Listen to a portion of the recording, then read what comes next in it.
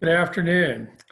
Today's panelists are comprised of partners of Morris, Manning and Martin, and all of our panelists are part of the firm's COVID-19 task force, which also includes many other attorneys in the firm that are focused on the business and legal issues that are derived from this COVID-19 pandemic.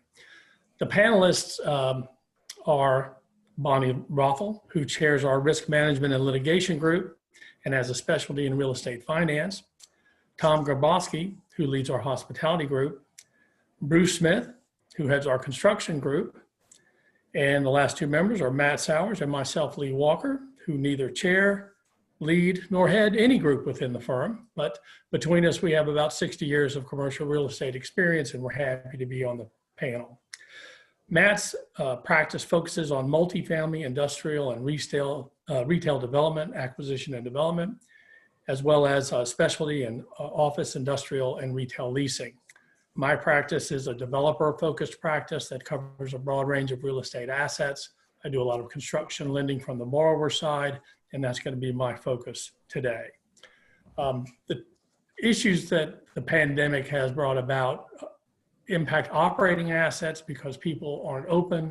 There are stay-at-home orders, there are operational restrictions, so cash flow is impacted. And there is thus an inability to pay rent, debt service, salaries.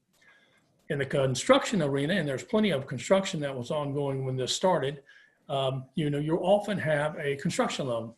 And the budget for the construction loan identifies equity and debt to cover the entirety of the construction process and should cover 3 years of interest, taxes, expenses, as well as the construction costs. So you're not having a lack of cash to perform. You have performance failures that you need to be focused on. And we're going to kick this to Bruce Smith, who's going to give us his insight on the construction industry right now. Great. Thanks so much, Lee, and welcome everybody. Good afternoon. I'm going to kick things off here by giving a general overview of how ongoing development and construction projects across all industry segments have been impacted by COVID-19, what's happening now, and where we see things may be headed as we gradually, hopefully, emerge from the lockdown stage that many, many states have been in. Turning first to projects in the construction phase, obviously, it varies by state and jurisdiction as opposed to, is your project able to continue? Is it a lockdown? Is it allowed to continue? The experience that we've had here in Georgia, Florida, and Texas obviously is drastically different than projects and developments that have been completely shut down in northeastern states like Michigan, Pennsylvania, Massachusetts. By and large, most of the projects that we've seen that were a good ways into construction have been continuing, have been allowed to continue as an essential business or critical infrastructure. And so what does that look like?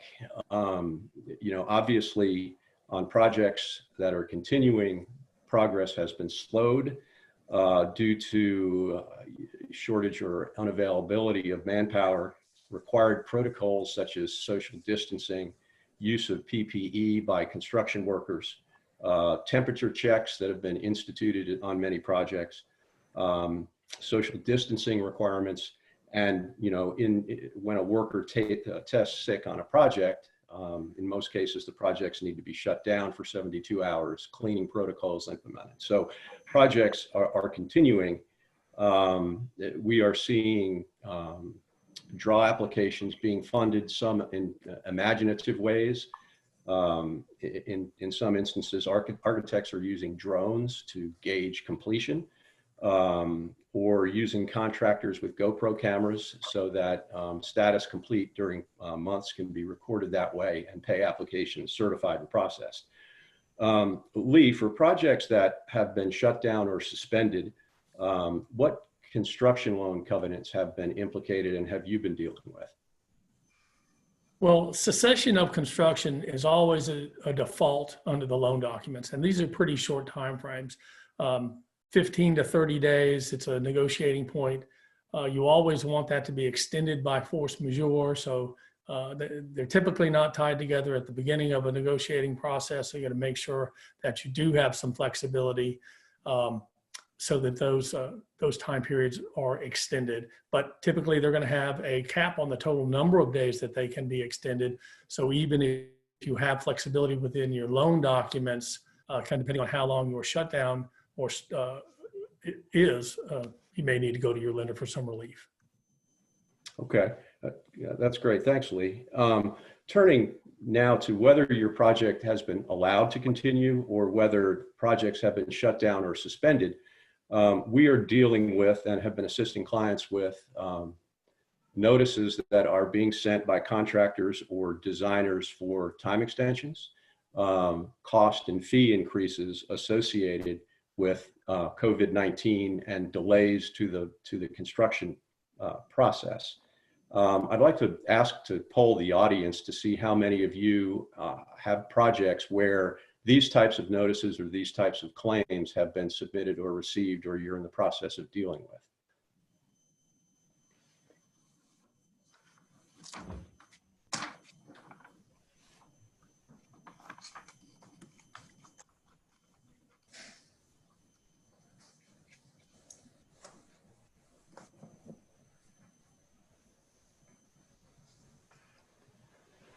All right.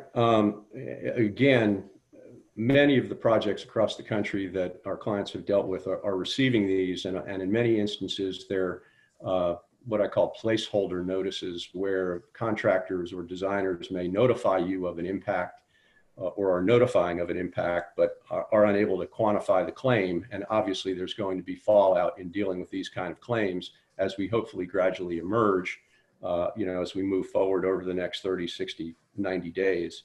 And many of these, the entitlement question will be driven by the force majeure or delay provisions in any given contract. And we've been spending a good amount of time analyzing that as well. Lee, how are these delays and delayed completion being dealt with, or are you working with the lenders?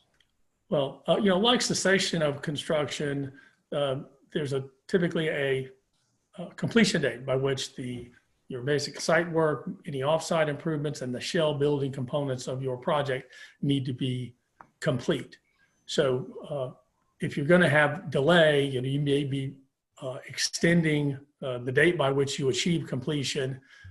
Again, you have to go through the analysis of, does force majeure apply to a completion date? It doesn't always. Some lenders won't give you that, and you have to establish the completion date at a date that makes you comfortable. And so there is some flexibility, but you need to check that and make sure that you aren't in a situation where you need to ask your lender for some time extensions. Also, you want to be sure to do everything necessary to get the benefit of your force majeure delay. There can be provisions in your loan documents that you've got to notify the lender within X number of days to get the benefit of a force majeure delay claim. So be conscious of that. And when you're dealing with your contractor and you're making these decisions, make sure you've given the proper notices so you do get the benefit of whatever force majeure delays are available. Great. Thanks, Lee. It was interesting. The result of the poll, 83% of you have said that you have not seen or had to deal with these types of notices, whereas 17% have. So I think that's a pretty interesting statistic. I want to ask the group another question. As we've gone through this COVID situations, several projects that we have seen, not many, have been suspended or terminated, either by the owner or by contractors or designers. Typically for business reasons, owners may elect to suspend the project for convenience or to terminate for convenience.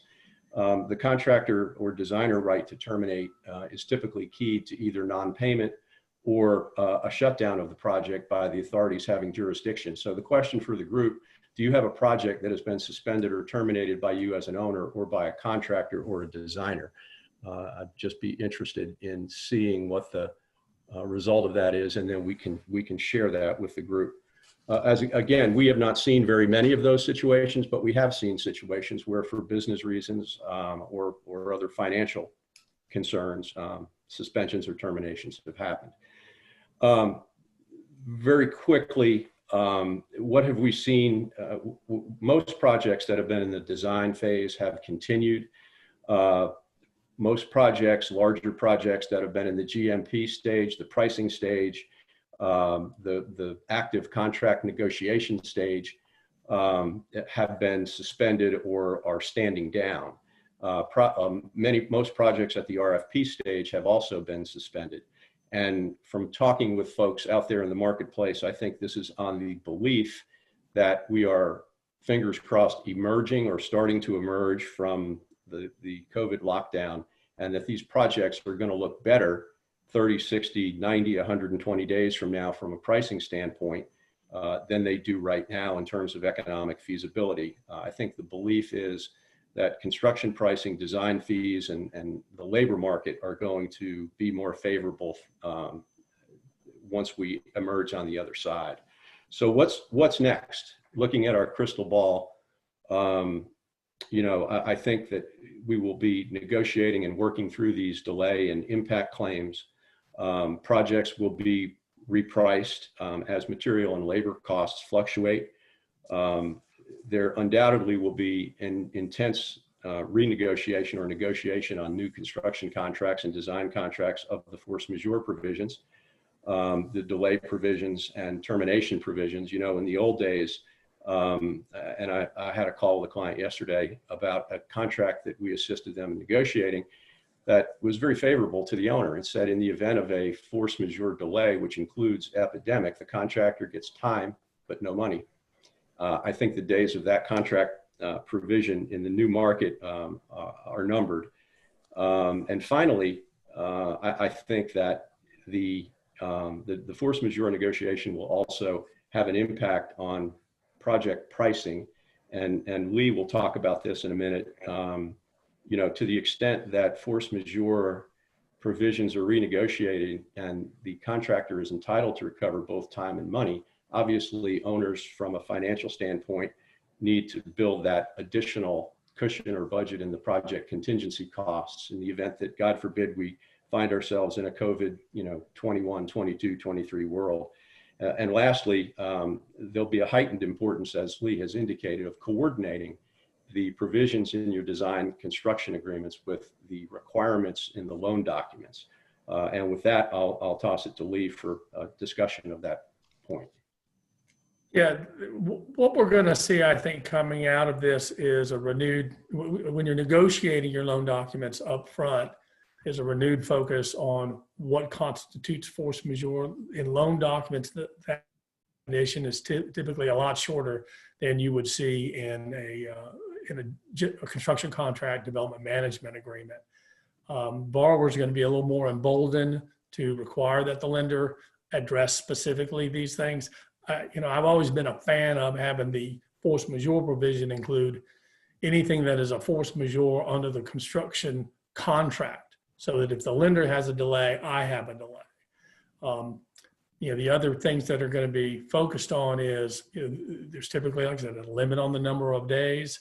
And I don't know if you bifurcate the concepts of force majeure issues we've all lived with in the past, such as, casualty, and the pandemics are treated differently. And then also, what does the force majeure provision apply to? You're going to be, again, in loan documents versus other types of documents, force majeure applies specifically, not generally to all of your obligations. So again, the force majeure provision, how much time you get, and to what is it applicable are going to be the new focus. Lee, are you seeing any appreciable increases in caps on total force majeure periods or cessations of construction for shorter periods as you're negotiating loan documents right now? Yeah, I haven't negotiated any since the pandemic started. It's shocking that, this has really only been around for about 60 days is something that we've all, realized is such a major crisis. But different lenders have different levels of comfort with it, with the cap. And some will go 120 and others will stick with 30 and just say, make sure your completion date already gives you enough cushion. Lee, one of the things that we've been dealing with both on behalf of our lender clients as well as our developer clients, is that there needs to be a connectivity and a causation between the force majeure clause and the underlying event. And so what we saw, particularly from the construction phase, is that those projects that were going strong, entering into the COVID-19 situation, continued to go forward. And it's really those projects that were failing or struggling before we entered the COVID-19 situation that then, ultimately have come to a halt as a result of both the pre-existing situation as well as the COVID-19 situation, putting basically the nail in the coffin. So as we've been advising clients on whether or not a force majeure clause applies, we've also been looking at what is the causation? Was that project destined to fail anyway? Yeah, that's a good point. A lot of people are using the COVID-19 pandemic to request relief for any number of things, rent, time, and the question that the person granting relief has to ask is the pandemic the cause? Do you really have a need? Prove to me that the pandemic is the reason that you're not meeting these timeframes. Yeah, no, Lee, that's a great point. We have several projects where, from the owner's perspective, the project should have been completed long before the onset and the outbreak of COVID-19. And then COVID-19 comes along and the contractor is trying to piggyback on the COVID-19 event, when in reality, the project should have been completed 3 to 6 months before COVID ever occurred. Lee, you mentioned the effects of rent and establishing a nexus between that and ability to pay and the pandemic. And obviously that's an easy connection to make on the retail side, but we're seeing in many cases on the office side, a much more challenging demonstration of financial impact on the part of tenants. Yeah, I polled a couple of our office developers and they're holding the line pretty hard and requiring that there's some real proof that there's an impact. That's right. I think we're nearing the end of our construction discussion. The last thing I wanted to mention is if you do run into cost overruns, delays can cause an increase in cost. Even if pricing is going down, if you've ordered a bunch of materials and you can't incorporate them in the project, all of a sudden you're renting a warehouse and storing, the building skin, that could be a huge amount of money. So within the loan documents, you're going to have budget flexibility provisions. You may be able to use cost savings to cover cost overruns in a different line item. You're going to have a contingency that you will have available, and it's the reason it's there if costs increase. So you may have the ability to deal with some budget increases or cost increases within your documents without lender's approval or maybe with their reasonable approval. But if your project is over budget and it's over all of these flexibility provisions, you could find yourself in the balancing provisions of a set of loan documents. Typically it has an on ability to monitor the construction and available debt and equity. And if they think the project is going to cost more than is allocated in the current budget, they can say, well, you need an extra $750,000 to complete this project. And they'll either require the borrower to fund that directly until the loan is back in balance, or the less pleasing option is they may ask you to fund that amount to the bank and they hold it, and those are the dollars that they disperse until, again, the loan is back in balance and you're dispersing loan proceeds. So that's a negotiation you want to have up front. It doesn't matter what the reason that you're over budget, this provision is going to be something that can kick in. So I think before we end construction, I just want to ask one question to Bruce and Bonnie. Are you seeing any the sureties getting brought into these construction projects at all? The problem ones? Yeah, absolutely. We are. In each and every one of the scenarios where there has been, a work stoppage or a contractor walking as a result of the COVID situation or situations that preceded COVID, the sureties are being brought in. And I have to say 9 times out of 10, the sureties are denying the claims, or at least not being particularly quick to act. What we're recommending, by the way, just to kind of piggyback on something that Lee said and tied into Tom's question, is we're really recommending that borrowers and lenders try to work together and have an open dialogue and a communication. There have been a couple of scenarios where borrowers have unilaterally taken a quick decision without consulting with their lenders and without working with their lenders. And I think that's causes the most likelihood of the project failing. Whereas if a borrower and a lender work together and the borrower presents a proposal to the lender that's well thought out in terms of bringing in additional investors or equity, or trying to get some concessions with the contractor, or working through, a forbearance, where applicable, and we're going to talk about that in, later on in this dialogue, but just kind of working through that together with a well-developed, well-thought-through plan is usually preferred. I had another question too, before we move off of construction, and I was curious what you all were seeing. But my sense is that there's a real significant tightening in construction lending, new construction lending. Is that everybody else's take? The construction lending that's already been issued prior to the COVID situation is, muddling through, and in some instances, going through pretty well. But there seems to be a tightening of new construction lending. I think that's true. That's been my observation, although I will say relationship lenders have, I think, remained sort of in the same boat. And we've seen more uptick on the regional and community level as opposed to national. Which certainly, I think, fair to say that there's been a decline in construction lending from national institutional lenders. And it may depend on your asset class.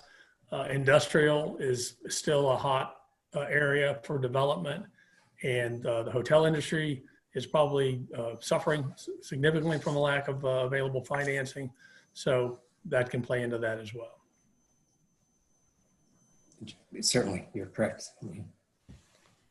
Okay, so let's move on. Matt, you were going to give us some of your insights on some of the construction or the purchase contracts for developable assets that you've been working with for with some of your clients. Yeah, so observations, of course, this is development pre-construction during various phases of purchase and sale agreements. Of course, as Lee pointed out, industrial has remained strong, and I don't think that's a surprise to anybody given the significant increase in online ordering and deliveries and fulfillment and distribution centers. Multifamily appetite development really seems to be consistent in terms of deal pursuit, but as I'll discuss, there are certainly a number of challenges to it. And retail development is not at a complete standstill, which might be expected, but there certainly has been a precipitous decline. And office, I think, has declined significantly as well. And my colleague, Tom Grabowski, will discuss hospitality in detail.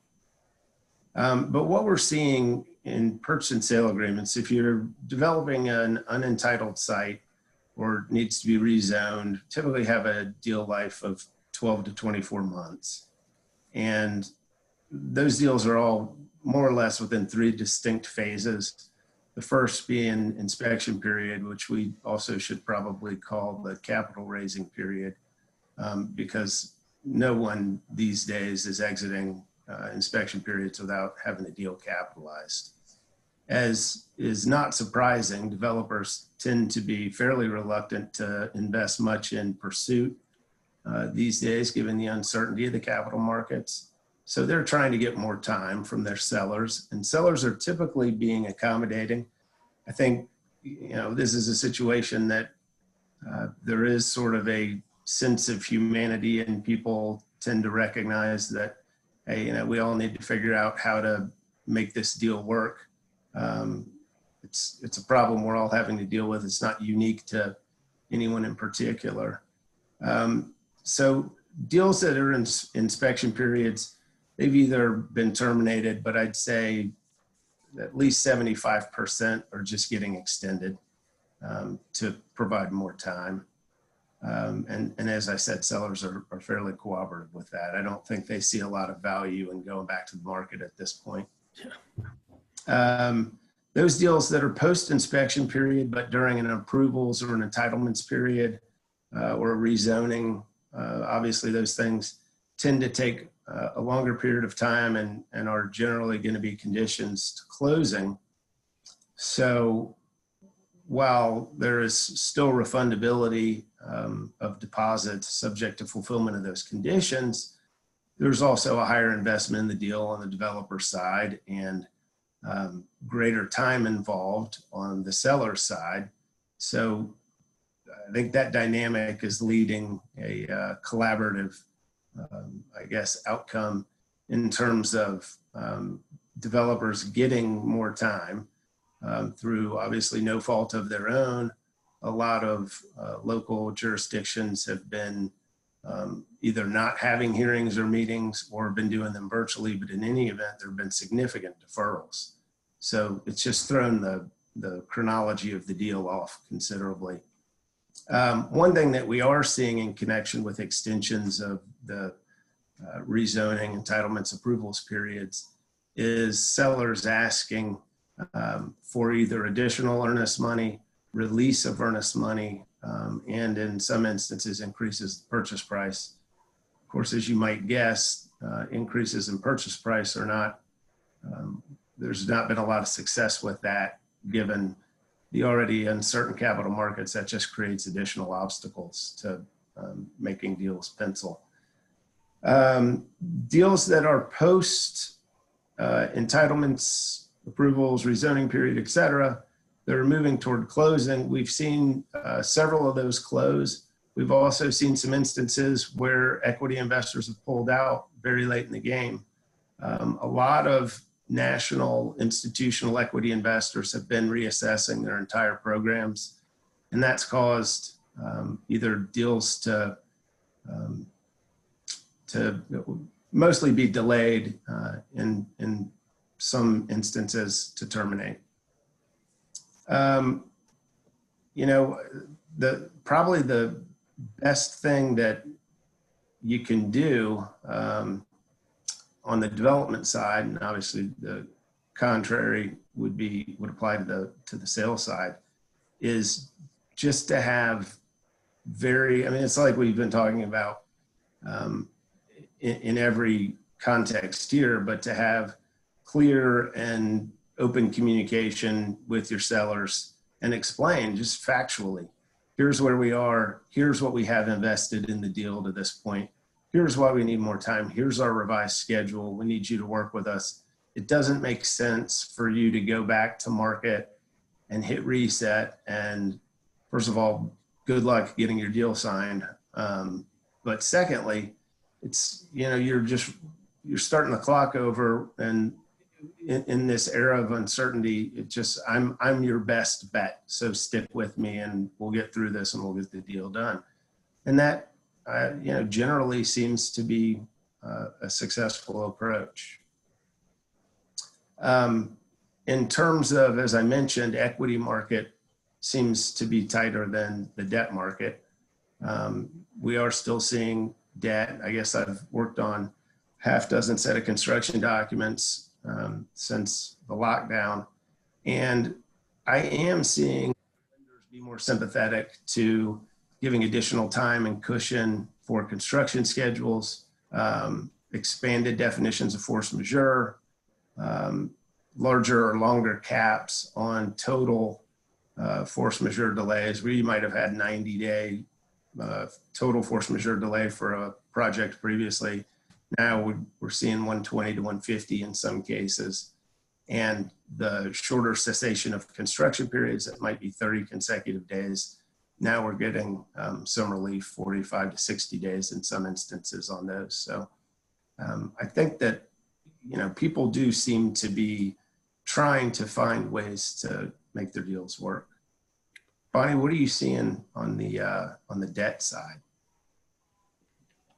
Yeah, so as I mentioned earlier, not only do we see a tightening of new debt, but there has been an overwhelming volume of new requests for forbearance, and the lenders are definitely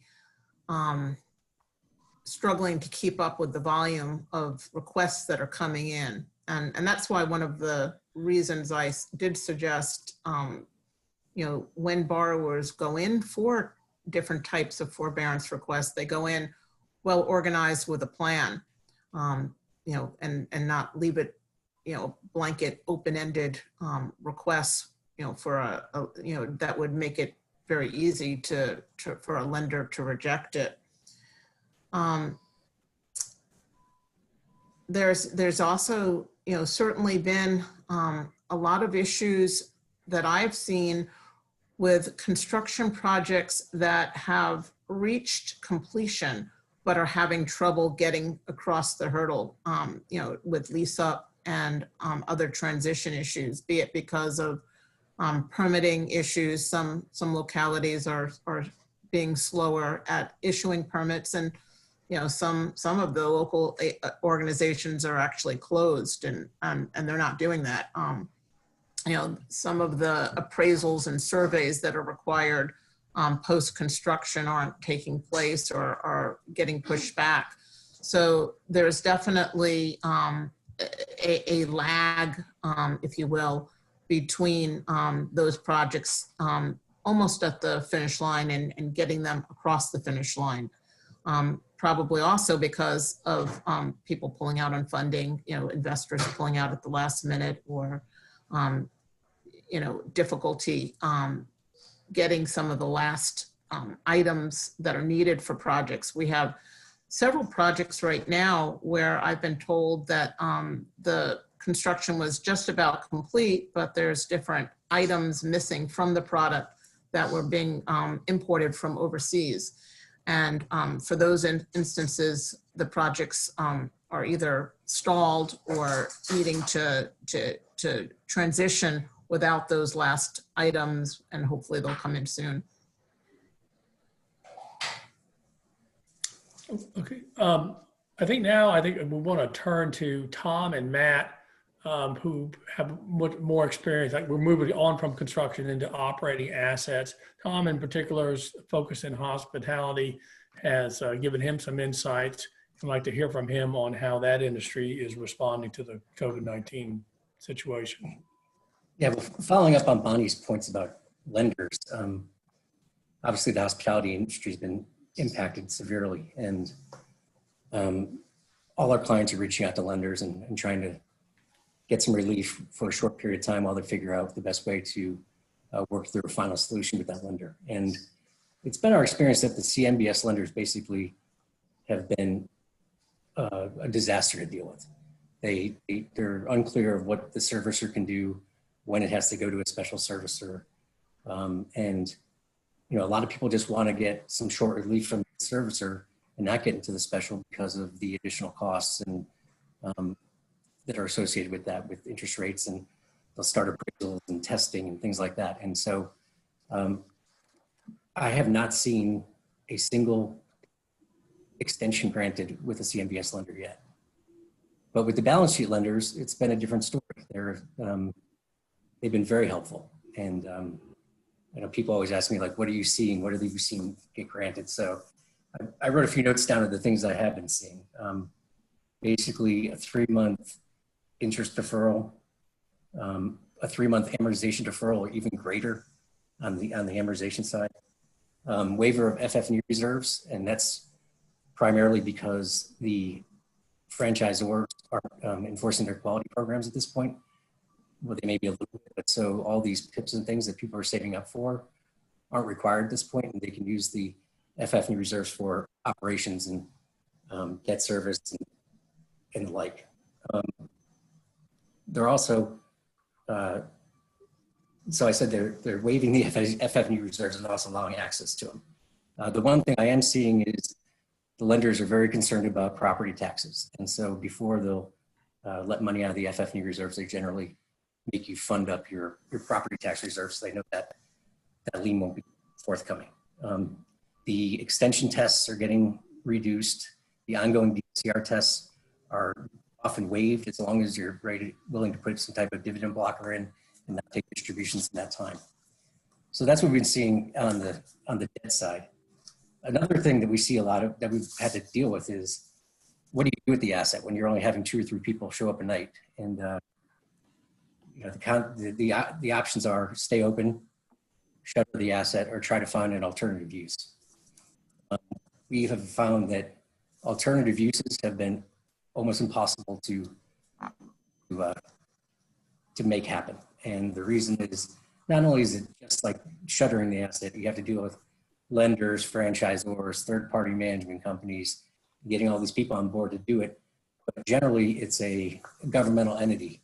And with the sovereign immunity and the interplay of insurance, there's basically will end up being no indemnification or insurance protection for the owner. So that has not been something that's worked out well. The temporary closure we have seen, you have to go deal with lenders. The franchisors have been very, very helpful in that and granting the closure. Management companies have been all over the board on giving up the management for that time period. And there's other things that we have to look at when we do those type of things, like, is it a legal non-conforming use that if you shut down, that you're gonna have to go back and try to, and the zoning can be an issue coming out of that. And we also don't have any idea what the local authorities are gonna require. You know, you shut down your hotel for 6 months, are they gonna come back in and almost review it for a new CO, or are they just gonna come in and check the safety of the pool and let you open? That's another challenge that it's just an unknown in our industry. Those are the type of things we're seeing. Hey, Tom, question for you.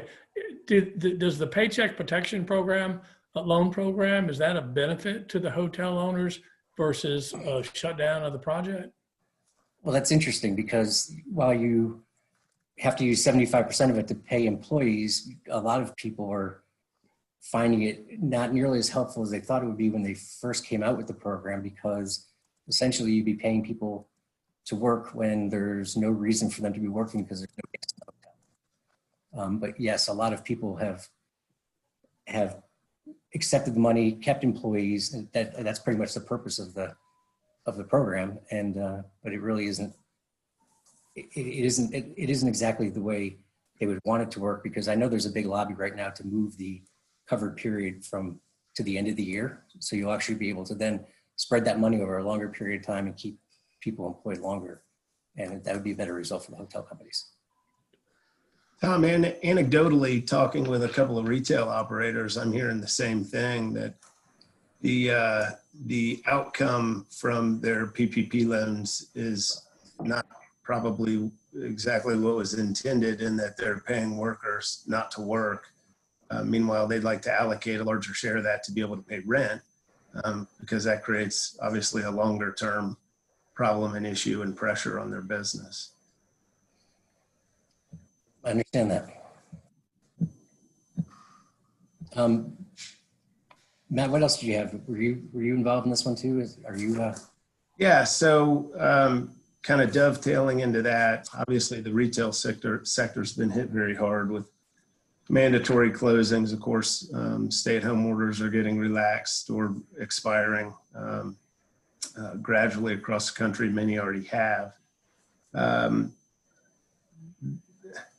The interesting thing that I've seen is that there's not typically, or at least landlords aren't agreeing that there is a real legal basis for giving retail tenants relief, but they recognize as a practical matter, they're not going to be in a position to be able to pay rent because they're not operating. And it creates, there's a whole slew of ripple effects associated with co-tenancy and operating covenants, and those things will probably be explored in the future. But I think the heavy focus these days really has just been trying to come up with solutions among tenants, landlords, and lenders that try to minimize the damage and maximize the long-term viability of a shopping center. Most of what we're seeing on the retail side are really deferrals. Sometimes they're amortized over the rest of the term. Sometimes they start a year out and then are amortized over the rest of the term. Sometimes term is added. Sometimes there's a blend of a lower rate and percentage rent. There's been a lot of creative solutions that we've seen in the market. That the encouraging thing about it is that people seem to be taking a very collaborative approach to trying to solve for that problem. Hey, Matt, yeah. relative to those types of deals, how are you seeing them documented? Well, that's a really good question. In many instances, more than I've ever seen, they aren't being documented. A lot of landlords are just doing it verbally on a month-by-month basis because they don't know what to expect. They don't want to overcommit to a rent reduction or deferred rent if in 30 days things are back to normal, which I don't think most of us expect, but there are some situations where that could be the case. So I've seen a number of situations where landlords just say, look, you can pay half rent for this month and we'll revisit next month, or pay us your residual from your PPP loan this month and we'll revisit next month, right? It's been a very flexible approach. And I think that some of that may be driven also by minimizing or desire to minimize lender input. Yeah, because the loan documents are typically going to say you can't make material modifications to your leases, particularly the financial components of those leases. And Right. maybe the landlord's maintaining the position to be able to say, well, listen, they just didn't pay rent. They're in default. I haven't done anything wrong. They just didn't pay rent. And it should never be a default under a set of loan documents. Right. And I think there's something, probably a component to it of, it's so temporary. I don't want to go through the headache of having to get my lender, especially if there's a servicer involved, in trying to figure this out, because by the time that happens, the damage could have already been done or the situation could have reversed itself. So that has been the verbal type amendment has been an interesting development that I've seen. In the office sector, and Lee, you alluded to this earlier, a lot of office tenants are not really heavily impacted by the stay-at-home orders. I mean, certainly some are, but our office clients, I don't know that we necessarily even had to encourage it, but we have seen them really demanding a demonstration from tenants with numbers and facts as to how they're impacted before there's really even a discussion of any sort of rent relief. And again, same thing in office. When we do see rent relief, it's really not so much rent concessions or reductions as it is deferrals. On the multifamily side, this has been a pleasant surprise in talking with a number of multifamily owners. Reports on April rents were that they were only down about 5%, which really surprised me. And the numbers I've heard, preliminary numbers on May, sounds like there's a slight additional decrease, but not where anything as much as probably, or at least what I would have guessed. I have understood that, in some instances, people have had, multifamily owners have had great success with virtual leasing, where people don't actually even get to see a unit. in person. Others have not had as much success. And there is a return in many states to in-person leasing activity that has started and or will start incrementally as the stay-at-home orders change or expire. I guess as far as rent relief that we've seen on the multifamily side, some have granted concessions or abatements. Some have granted in hardship cases, which is not a high threshold. It's just signing a hardship certificate. The ability to terminate a lease early without penalty. If somebody can move back home with mom and dad, those situations. And of course, we've seen payment plans that are tailored to reflect the current state of affairs. So beyond these issues which we're dealing with that are among the players on the field, the contractors, owners, lenders, landlords, tenants, there's legislation out there that can be applicable, and Bonnie and Tom, I think we're going to speak about the CARES Act and the Small Business Association loans and how they're seeing these play out. Yeah, thanks, Lee. So to start with, under the CARES Act, the PPP loans, I think, have been successful. I was noting when Matt was indicating that the tenants are by and large still making their rental payments.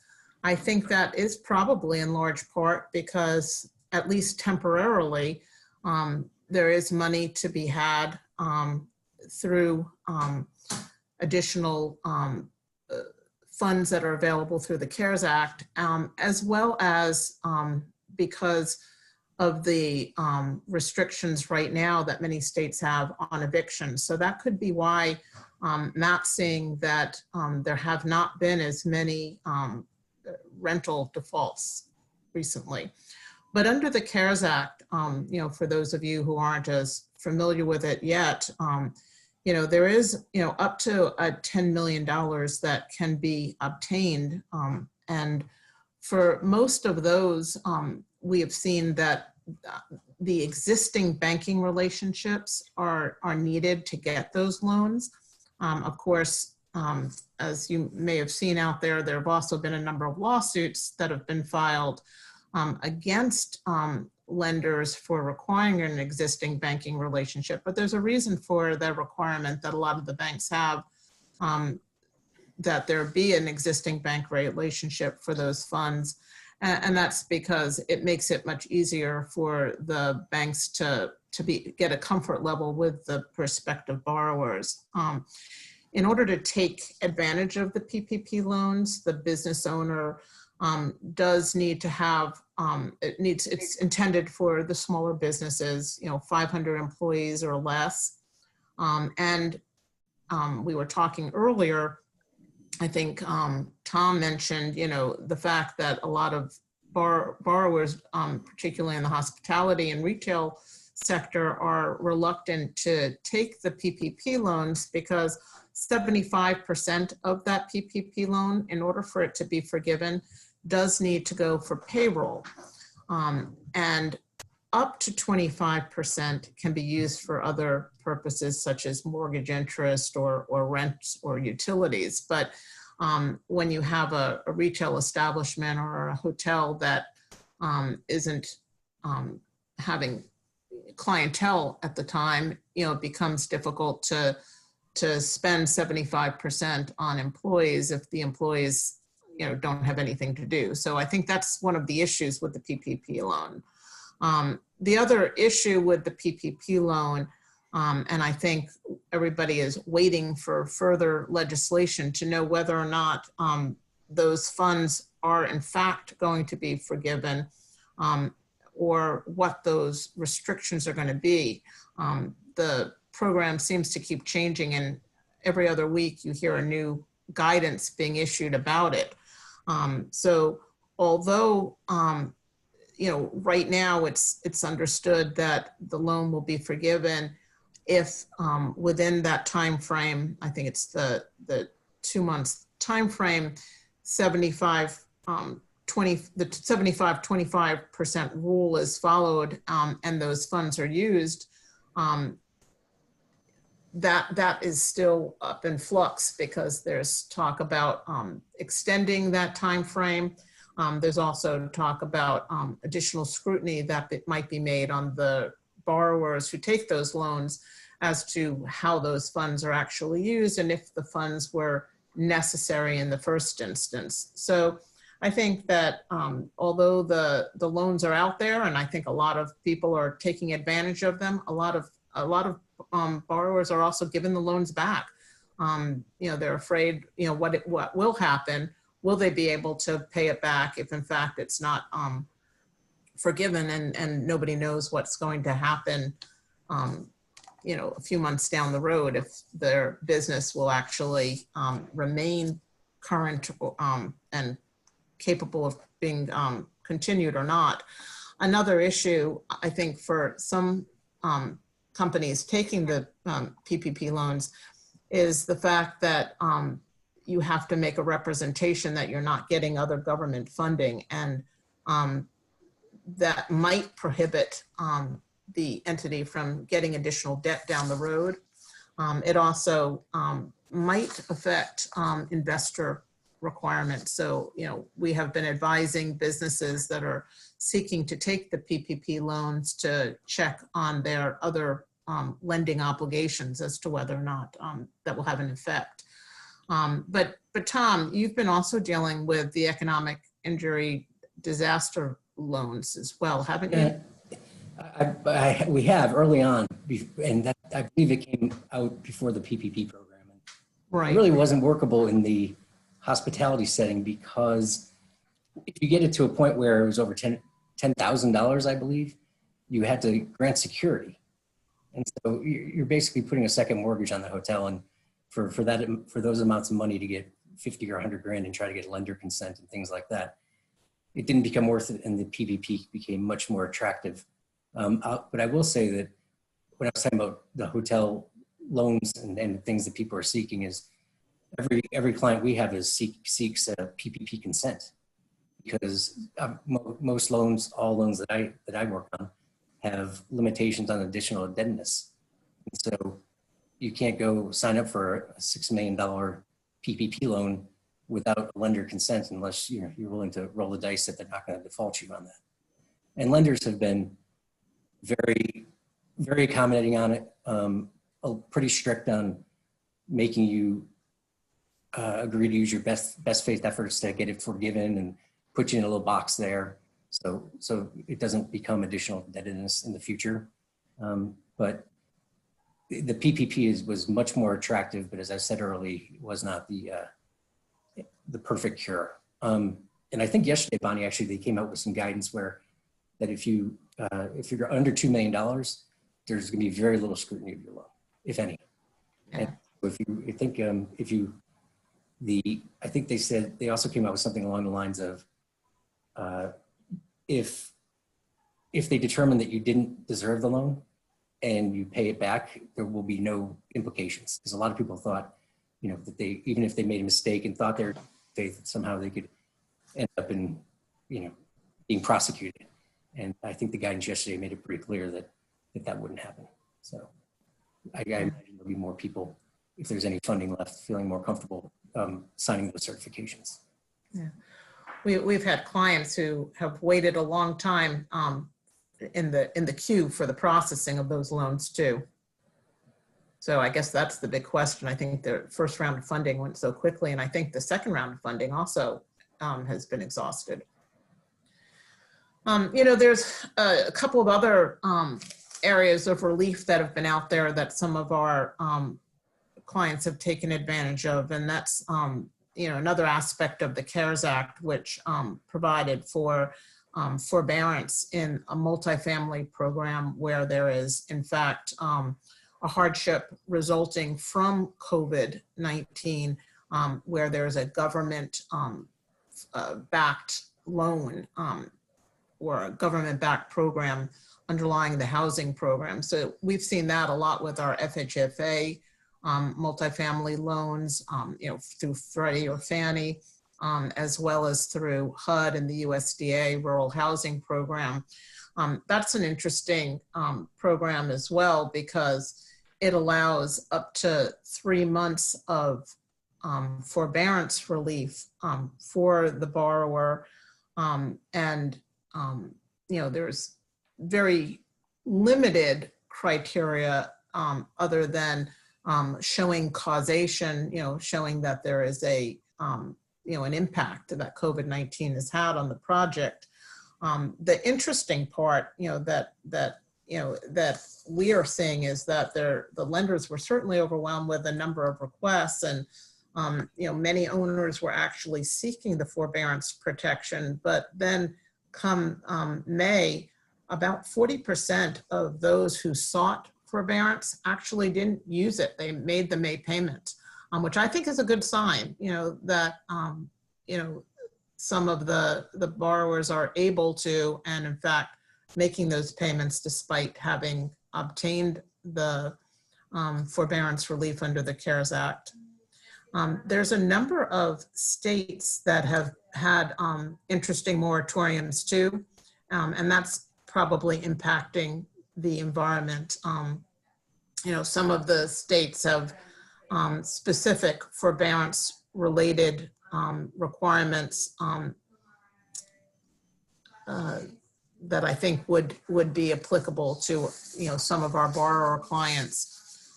It's also still anticipated that there's going to be additional forbearance expansion under the CARES Act. So we're waiting to see how that might open up for some other sectors, as well as to address how the forbearance relief that has been issued may wrap up in terms of other accommodations that might be required under the program.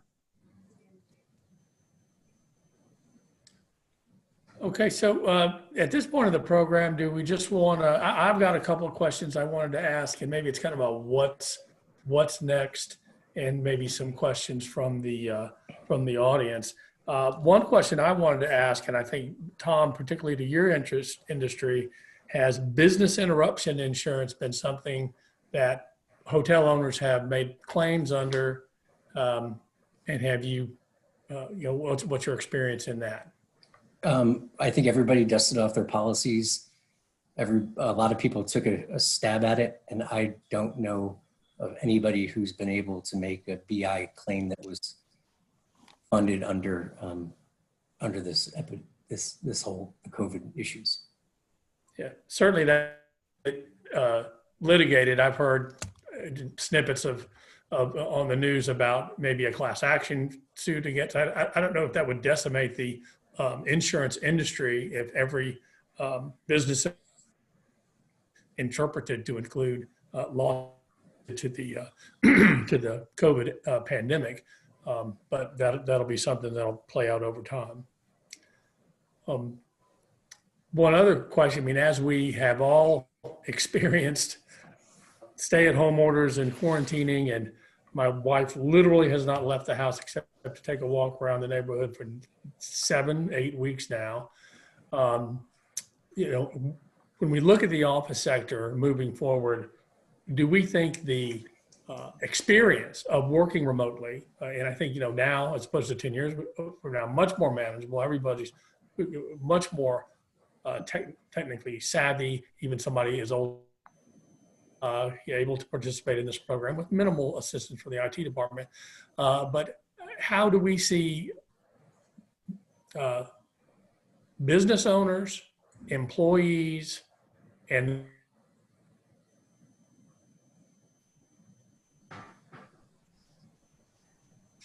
as opposed to getting those breaks when the kids and one of the significant others has left the house? Is everybody going to rush back to the office, or has remote working become something that's going to be more widely embraced?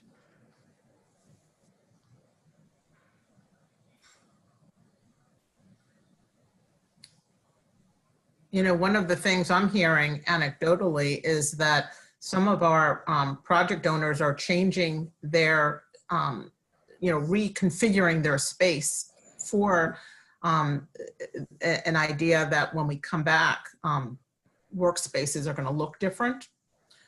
So I think on that front, I think, there may be a new wave. I think while some people may feel that working from home, is something that's still beneficial, I think that the office space out there is trying to change, to conform to, the new, what might end up being the new norm. It's interesting, just a few months ago, you were hearing about these open space offices, which was becoming the then new norm. And I think we're going to move away from that common area office space and back to perhaps a more traditional space where people do have their own closed quarters. Yeah, no, Bonnie, just to follow up on that, Lee, intelligence from the design community, it's the give me back my cubicle movement. And, right. It's a real thing because people are concerned about, open spaces and, even within our office, it's not completely open, but, when you walk past someone, in the hallway, it's a real concern. But, there's been a lot of discussion in literature, and I know, a lot of the design firms have been approached to basically go back to the day of the cubicle. Yeah, and some of the business model of the companies like WeWorks, which is basically a space sharing organization. You literally bring your laptop in and you have, a chair or part of a bench and a table, and you can work there. And you're literally renting about 4 square feet. And you wonder if municipalities are going to start saying, from a building code perspective, you can't pack people in like that, and you're going to have to spread them out more, which would be great for the real estate industry. Hey, Lee, do you think it's time to go to question and answers? It's been a little over an hour. Sure, absolutely. Do we have questions that have been posted? Are there any questions out there? Actually, there are a bunch of questions, but before we go to the question, I think the answers to the last poll were kind of interesting. The question was, after working remotely during the pandemic, is moving back into office space going to be the preferred way of conducting business, or do you prefer working remotely? And of the participants on the in this group, it seems that 39% said they would like to see back to business as usual in the office. 11% said they would continue working from home, and 50% said they would like to find a new balance of the two, which I think closely aligns to what we were saying as well.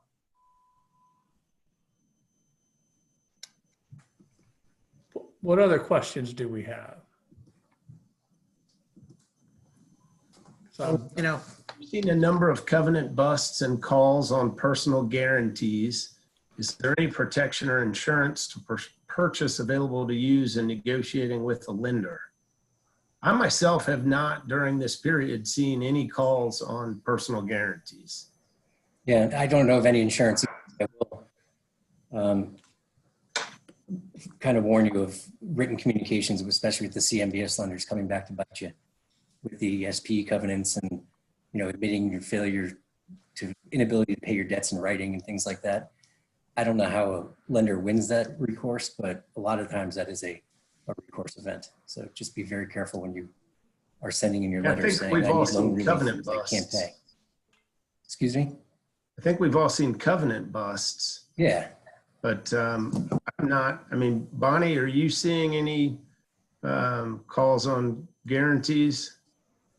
It might be early. I've certainly seen demands on guarantors, but I don't know that anything would be deemed an actual call on the guarantee yet. I think that there are still parties, trying to negotiate. And I think that the guarantors have been brought into the mix during those negotiations.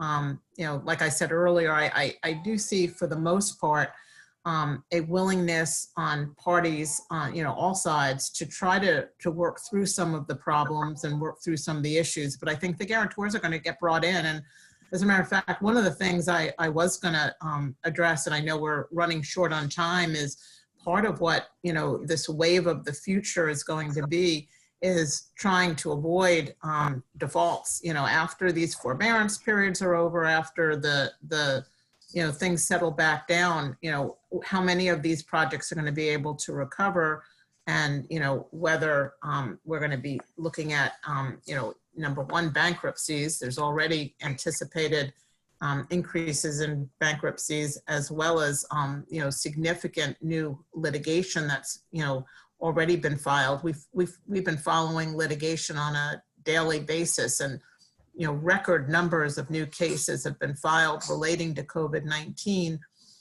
and a lot of those cases are going to be heard over the course of the next year or two. Default rates, are at an all-time high. I pulled down some figures on default rates recently, and in the lodging arena, I think it's up 35%, retail is 18%, and then office, multifamily, industrial is still significantly lower, I think all a little under 5%, but those numbers are rising, and we don't know what's going to happen after these periods are over. But I think, to answer that question, I definitely think the guarantors are going to get pulled into it.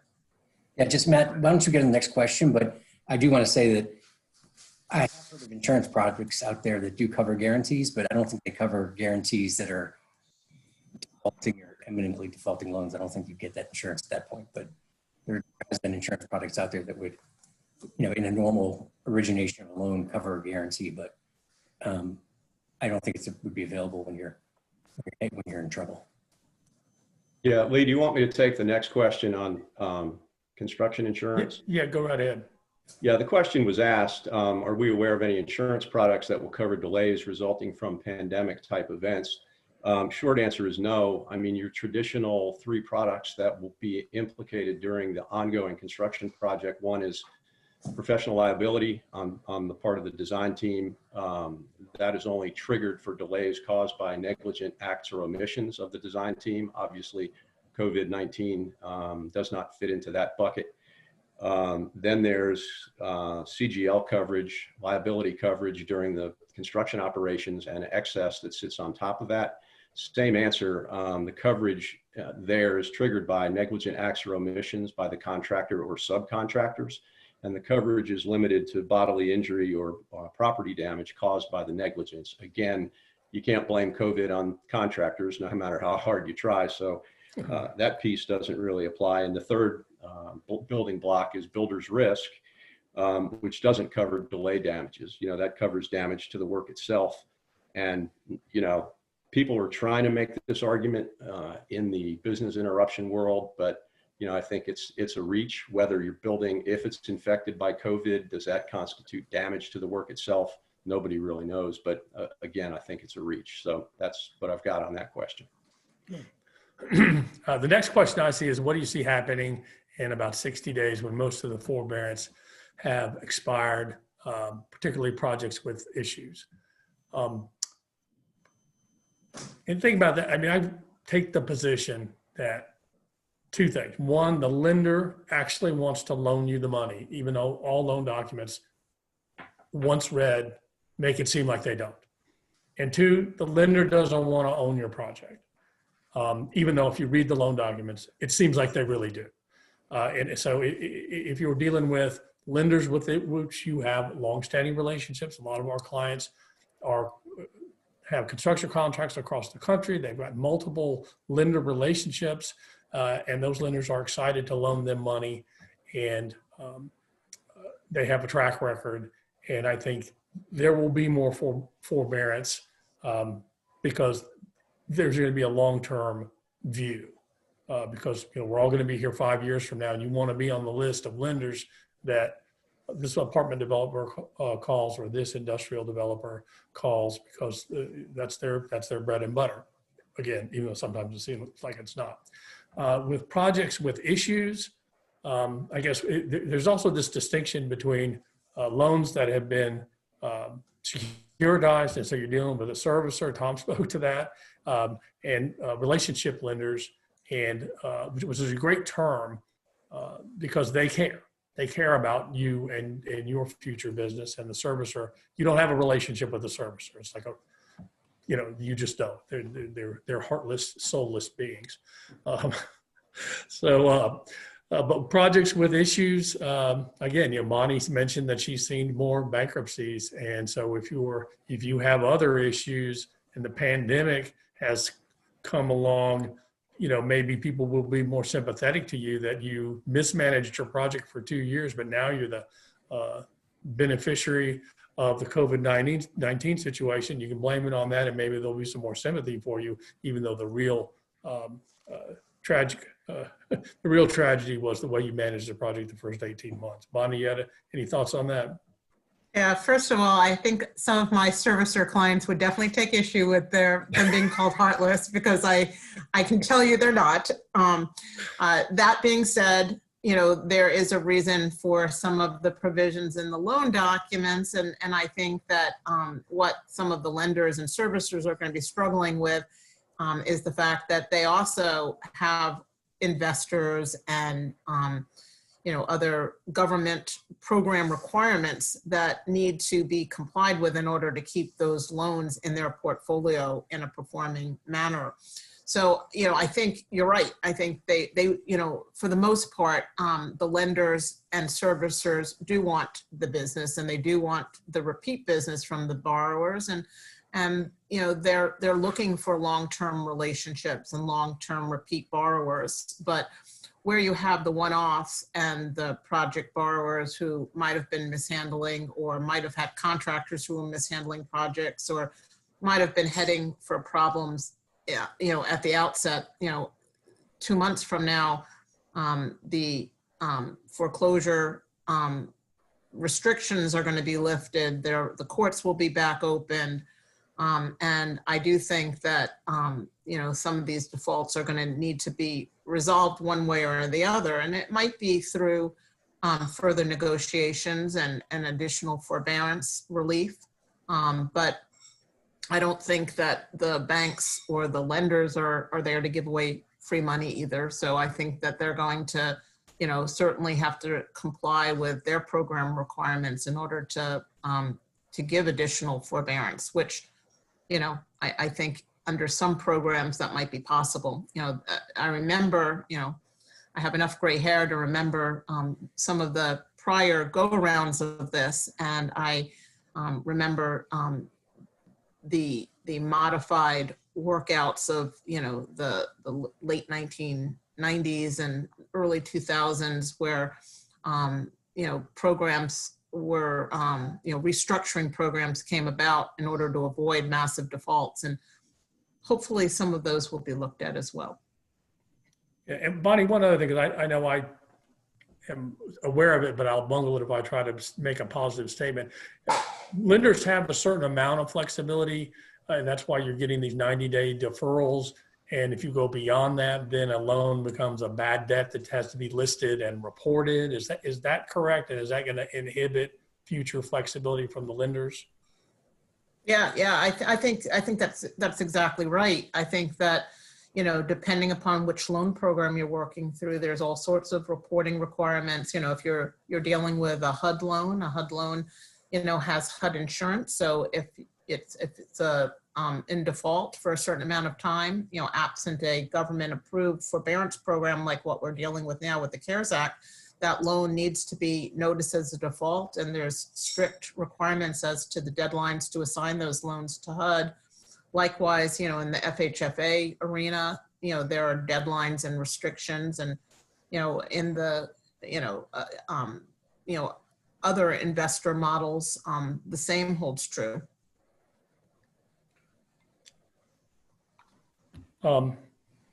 Okay, so I think we're down to the end of our program. I didn't see any other questions. Does anybody parting comments? Do we have any results from any of those polls that we haven't yet shared? I'm not sure if we've shared all the poll results. And I'm wondering if there's any other questions out there as well. No, it looks like all the poll results have been shared. Yeah. Amelia, are there poll results we can share? No, it looks like they have all been shared. Oh, okay, Yeah. just not with, I don't see it. Okay, well, I think we're going to wrap up the program now. Thanks for joining us. It's been, I've enjoyed the conversation. I hope you have. And best of luck out there, everybody. Be well and stay safe. Thanks, everybody. Thank you for moderating with us, Lee. Thank you.